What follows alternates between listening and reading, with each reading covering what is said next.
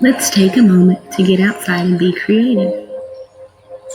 Walk around, pick up items that you notice. Touch them, feel them, take a moment to notice the color, the shape. If you find some you like, take them with you to create an art mandala.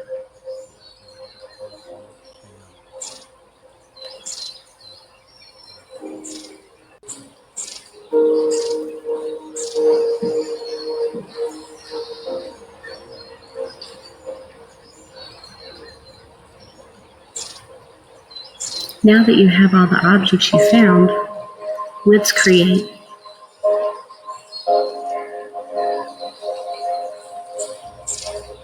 What kind of nature art can you make today?